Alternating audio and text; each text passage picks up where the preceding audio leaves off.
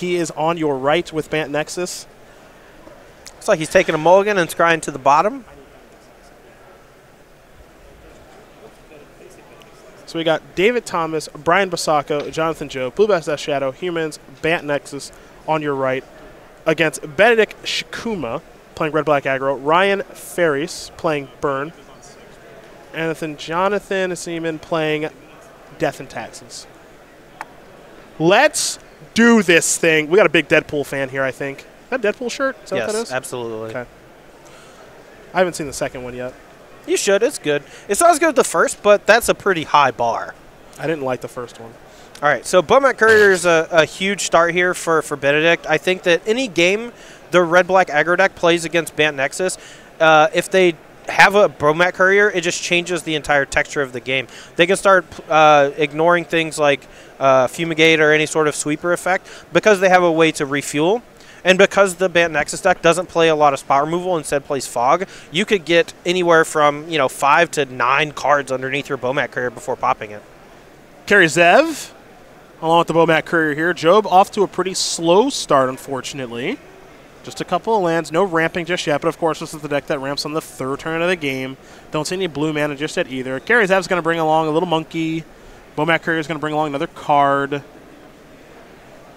Yeah, Gift of Paradise is huge for this deck. Not only do you get to gain some life, you get to ramp into an early Teferi, and when you untap, you actually get access to 3 mana. And that's important because when you start playing things like Supreme Will after Game 1, it gets like a control deck, Supreme Will is a huge card to be able to untap with. Chukwuma going to play a Dragon Skull Summon. Here's a Scrap Heap Scrounger. Little fun tidbit here about Benedict. He was our open winner at SCGCon earlier this year with Tron. Oh, nice. Yeah. We were covering so many things there, we couldn't cover everything. But he won. The Secret Open. Yeah, he won the Secret Open. So congratulations. I always feel bad when I top 8 the Secret Opens. No, no one ever remembers. Nah, dog. Win's a win. Win's a win. So notably, Jonathan Job only has access in the main deck to 1 copy of Settle the Wreckage as actual removal. So we could see a game where even if Job is able to assemble a Teferi and a bunch of Hazapals and stuff, Benedict could just pop that big Bomat Courier and hopefully find some of his actual direct damage. Things like Chandra Torch of Defiance. Unfortunately for him, Unlicensed Integration, not really going to have a lot of targets in this matchup. No, it will not, unfortunately, for Benedict. But he's doing a nice job of getting some damage across here. 3, 4, 5, 6, 7. 4 cards underneath the Bomat Courier for Chukwuma. And I mean, this is the start he needed, but this is the opening that Bant Nexus needs. If he's able to go to Ferry and then untap with a Haze of Pollen or a Root Snare, he's able to untap with his Teferi next turn, and that might just be lights out. The advantage of being able to untap with a Teferi is exactly where all the strength of this deck comes from. This will be a search for his Kanta after that irrigated farmland entered the battlefield tapped. So Job is starting to get things set up a little bit here. One of the nice things when you're playing against Red-Black is while their deck is very, very good, obviously, it's not the fastest with regards to dealing damage, especially when there are no targets for unlicensed disintegration. So here comes Glorybringer, Scrap Heap Scrounger, everybody else. Maybe not Scrap Heap Scrounger? There we go. He said attack with everybody. He was just, like, there's so many little things, like you have to get the Ragavan for the Carry Zev, you have to put the card underneath the Bomat Courier. Sometimes you have to exert the Glorybringer. Hold on. I know we're not supposed to talk too much about bingo, but I just hit one. What you got? I got a Glorybringer, attacks without exerting. Wow. Boom. Wow. I'm so good. Nick doesn't make the cards fair. Blah, blah, blah. Yeah. What? It's 5 to 3. You're not that far behind. I might have another one in here somewhere. I haven't paid too much attention to it just because it's stupid. I'm sure you won't celebrate like crazy when you win. Oh, I will. Yeah, obviously. I'm one of the people who's off it when I'm losing and super into it when I'm winning. Here's Chart of Course from Jonathan Job. No Teferi yet here for our Bant Nexus player. Yeah, I mean, Benedict here, he's just going to present lethal over and over and over again and force Job to have a Fog every single turn. It's not an easy thing to do. Like, playing a Fog is effectively minus a card, and if Job doesn't have some sort of engine drawing a card, like flip, search for Iskanta, finding more, or Teferi drawing an extra card every turn, you know, he could just eventually run out of resources. See what Job's going to discard here. There goes a Gift of Paradise. Next up, Sunpetal Grove, pass the turn back. Now, as you mentioned, he does have one copy of Settle the Wreckage in his deck. A lot of versions of this deck don't play that card, or at least not many copies. So the one that Job does have could maybe take Benedict by surprise. Yeah, I mean, right now it looks like Job has only 2 cards left in hand. I know one of them's a Haze of Pollen, so he's not dead this turn. But next turn, he's not flipping Search for Iskanta. So that other card is hugely important. Finding a Teferi, finding some sort of engine is just something he has to do very, very quickly now. Oh, there's your Haze of Pollen. If I were Benedict here, with all your creatures on the battlefield, I might just pop the Bomat Courier and look for a Chandra. You want to be able to start chunking in a little bit of damage here and there. And I think Bomat Courier is a fine way to do it. Like, when is a better time to pop the Bomat Courier? Like, do you really need to get the 6th card, the 7th card, the 8th card? You know, just look at it now. Maybe it's great. I'm kind of greedy. How many Chandras are in there? Only 2. Okay. But after sideboard, things get a lot better. You know, we have access to things like Banefire, Duress, more Chandras, and Angath the Flame Chain, or Angarath. So don't see that we got some stuff. It was in a one-of in these black-red sideboards for a very long time. It kind of fell out of favor for a little while, but it's back with a vengeance now that this Bant Nexus Fog deck is starting to take over in a big way. Is that an Anticipate? Yeah. Yeah, if he doesn't hit a Fog off this, he might just die. Well, now we're to the point now where, like, the Fogs are just buying him time, but it's not like, hey, I'm doing a thing and Fog. Right. The strength of the deck, as I said, you need an engine going. And he has the Search for Iskanta, but he didn't have a way to really turbo flip it. So, you know, he didn't have the Teferi on turn 4. And the red-black aggro deck just presents lethal so quickly. Now Benedict might be thinking about blowing this this Bomat Courier. Love it. You present lethal with your other creatures already. Might as well go ahead and see if you hit something relevant.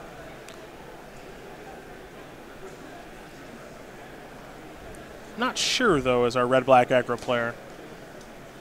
Quick update here. Brian Basoco does win game for 1 here with humans over Ryan Ferries, playing Burn. That's big for the humans player. That's an important one. And honestly, if Basoco's on the play and has an early champion of the parish or Ether Vial, that's exactly where you need to be in the matchup. You call him Bosco? Basoco. Okay. Basoco? Basoco.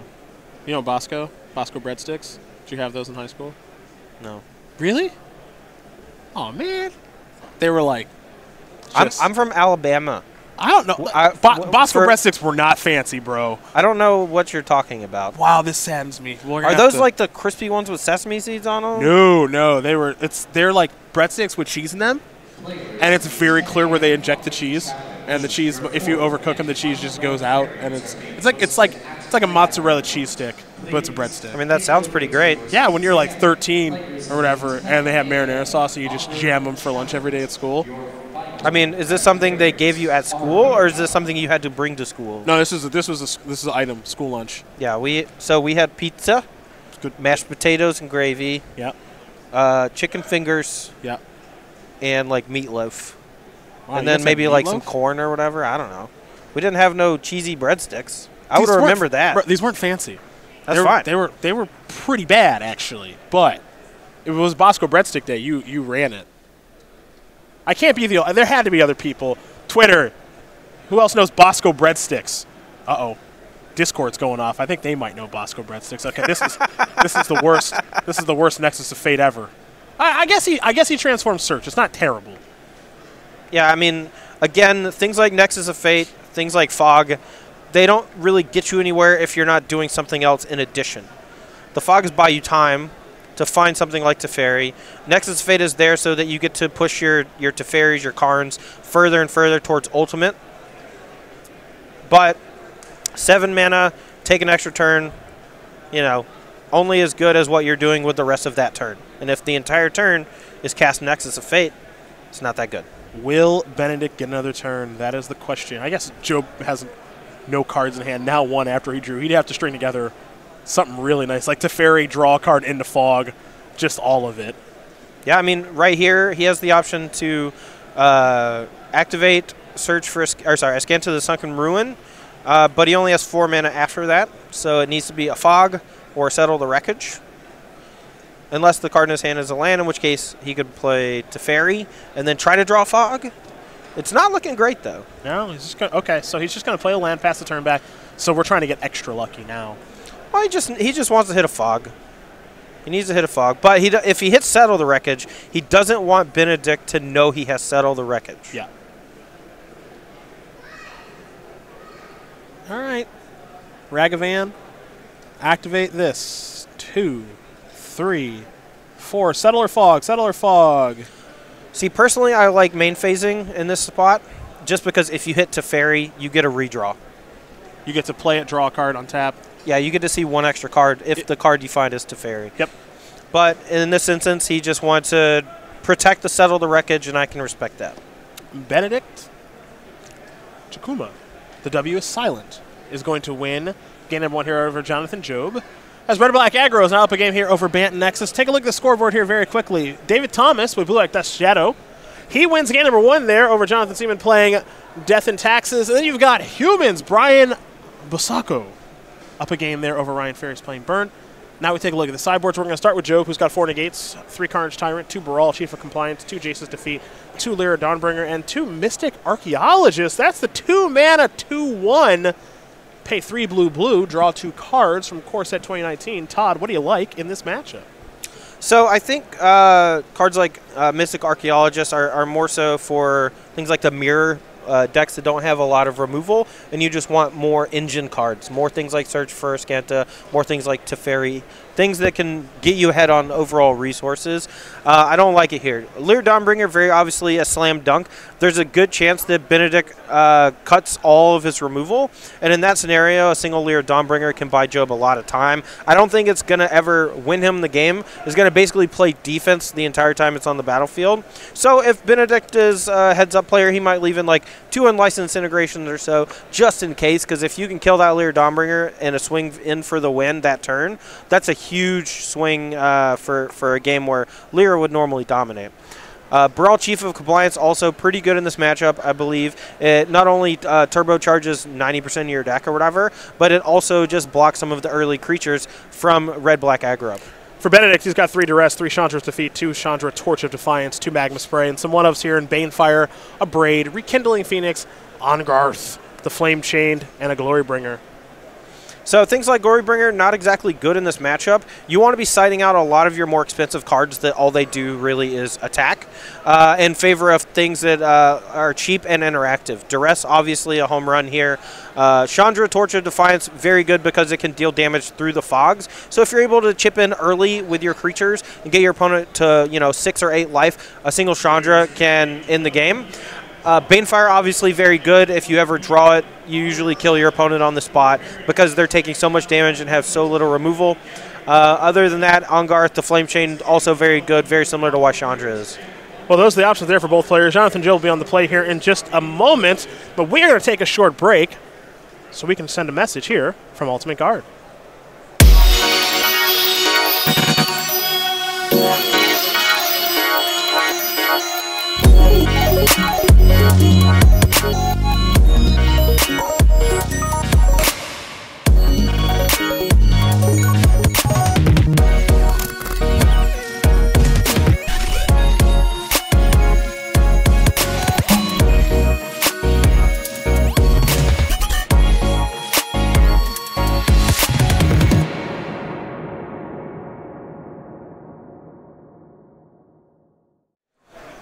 Go.StarCityGames.com/UltimateGuard to pick up your Mat Pod today as we get ready here for game number 2 between Jonathan Job and Benedict Chukwuma.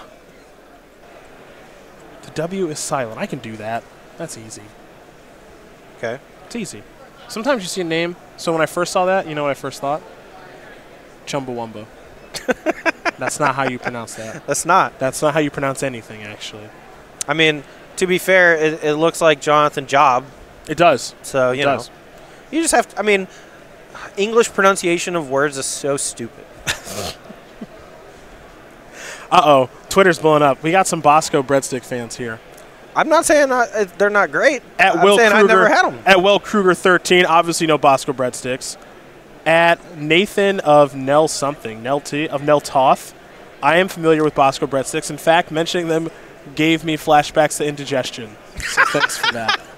Well, Nathan, you're not wrong. At Snow Jiggles, we had Basoco breadsticks at my high school, and I'm from one of the smaller cities in Tennessee. And at Scott Johansson, all the Taco Basoco sticks hitting me right in the feels. Nice. There you go.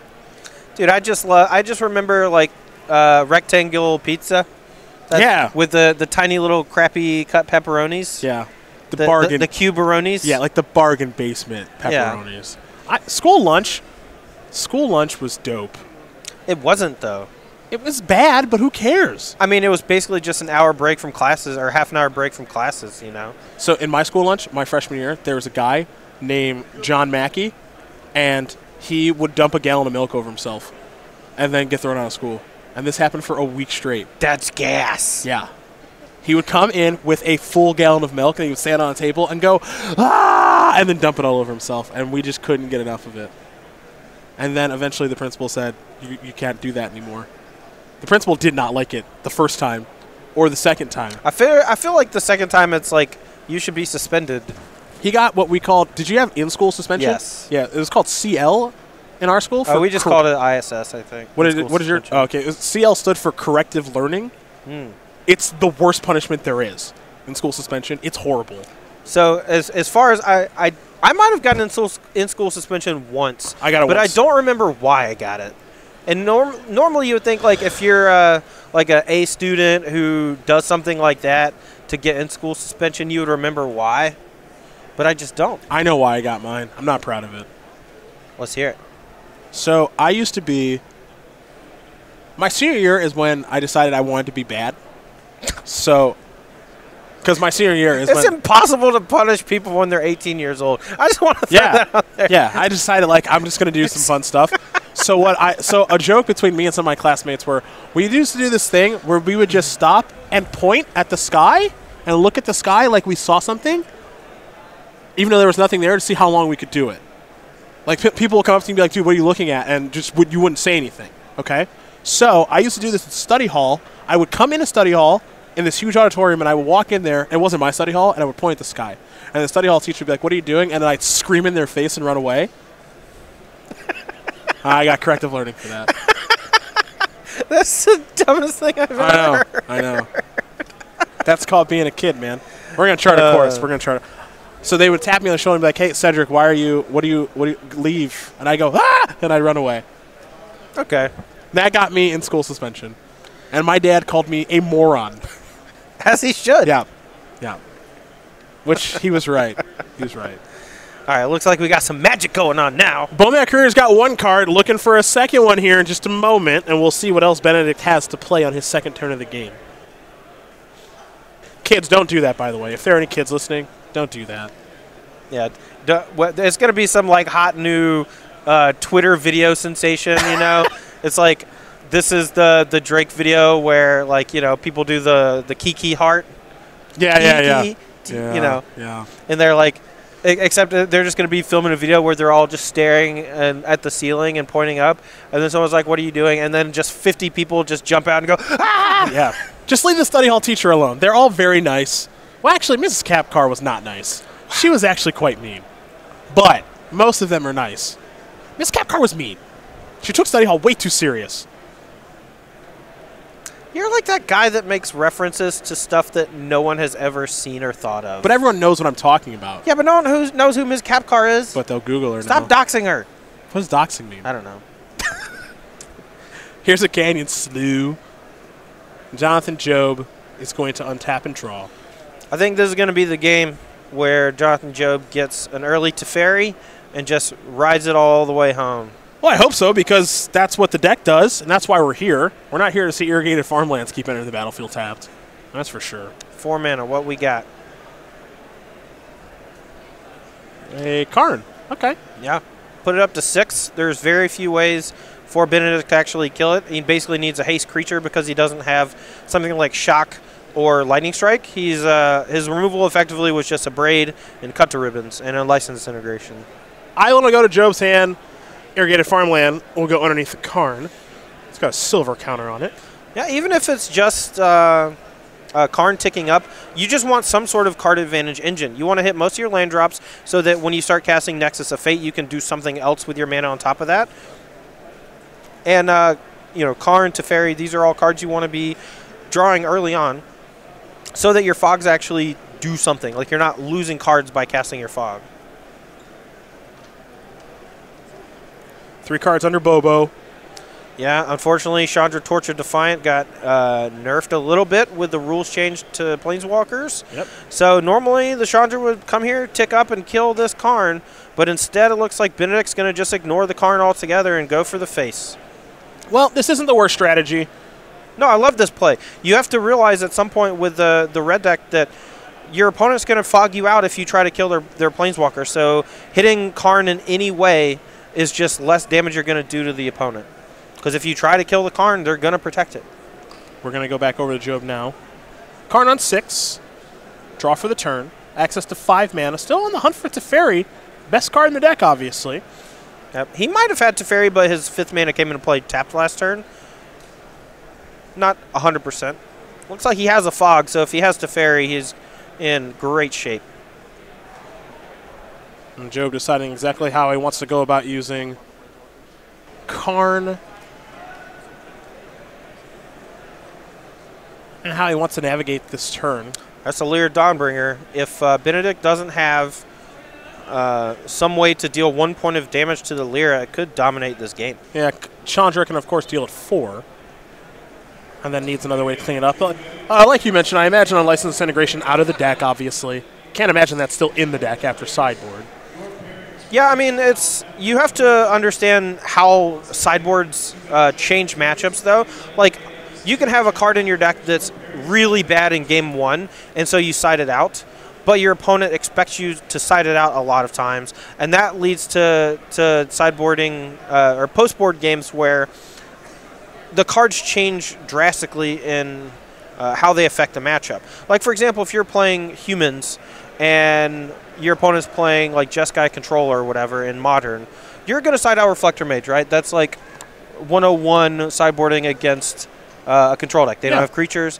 But what if they have Baneslayer Angel? What if they have Lyra Dawnbringer? Like, what if they play that card and you can't do anything about it?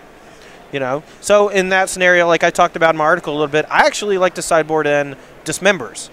Just because Dismember can take care of a Celestial Colonnade. It gives you a blowout turn against Colonnade if you're attacking, which I love, where Reflector Mage doesn't give you that ability. Yeah. And worst come to worst, you can use it to take care of a Snapcaster Mage that might be trying to jump in and trade or something like that. So Job adds a little something here to the grip. Nexus Fate goes under. Here is Lyra Dawnbringer. Okay, well, going to put him in the test. Do you have an answer to the powerful angel? Chain Whirler would be a pretty big deal here. Getting that Lyra Dawnbringer off the table. That feels like the card that is most likely to be able to take care of Lyra. Most other things don't really do that. 5 mana, 5/5, flying, first strike, lifelink, other angels you control, get +1/+1, and have lifelink.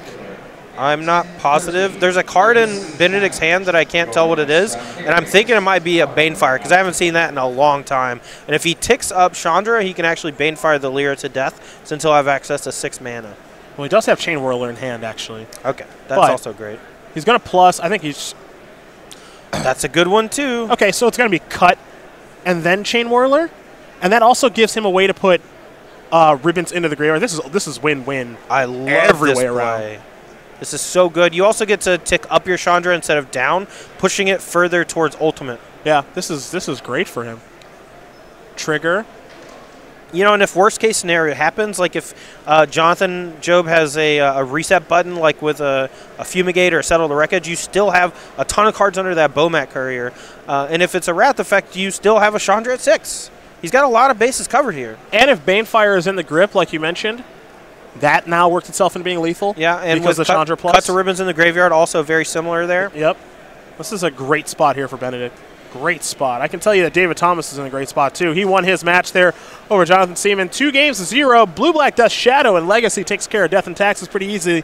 Maybe those Dreaded Knights were helpful as we turn our attention back here to Job, who is in a world of trouble. This is looking very, very tough for him. I mean, he can minus the Karn here, get the Nexus of Fate to buy him, get a free turn. But again, I think you want to be casting Nexus of Fate when you have something else to do. And if you're if you're minusing the Karn to get it, you're not gaining that extra card. So it's not even really that good. I think he wants to try to get something like Teferi into play, but he still has to deal with a Chandra on 6. Yeah, Chandra on 6, almost to the ultimate. Naturally, when Chandra does get to her ultimate, the game is going to end. That's what happens there, assuming that Benedict would get a single turn back. So Job, as he flicks those cards around, we can tell he's in some serious trouble right now, and he's trying to figure out the best way to navigate this, and I'm not even sure there's a good way to go about doing it, as you see him untap that Gift of Paradise land. Very unsure of himself right now is Jonathan. I mean, you can really start to see how much this deck falters when it doesn't have Teferi on the battlefield. Yep. We've seen the Chandra come down already and really start to put the screws to the Bant Nexus deck. Karn draws cards like Teferi, but it's not nearly as good. Your opponent gets to choose the card you draw. And if it's a land and a spell, they're always going to give you the land at that point. Yeah, Teferi kind of puts it in easy mode in some respects. It's just such a powerful card that it makes things so easy. Karn, not exactly the same as now. It's going to go up to 7. Gift of Paradise and an island, obviously, as you mentioned, going to give the land. And now Job will get to untap and take another turn. So a draw step coming here for Jonathan. And, of course, another Karn activation, too, be it up or down. But it really does revolve around Teferi right now, and if the Planeswalker can show up in combination with a Fog or Settle the Wreckage or something that matters. Chart a course again. 1, 2. And Job, of course, will have to discard a card here. Chart, of course, a 4 of here in Job's deck, but he is beat as he extends the hand. He can't get anywhere. That's the problem. And the bigger problem here, Todd, in that first and second game, Teferi never showed up. Yeah, I mean, like I talked about most of the match, like you're trying to ramp into Teferi, and if you're able to get an early Teferi on the battlefield, Well, Job didn't win, but his team did. Well, that's lucky. And that's the power of team tournaments. What's that feel like? Brian Basoco did win his match over Ryan Ferris 2-1. So the team of Thomas, Basoco, and Job win the match. The match that we got to watch between John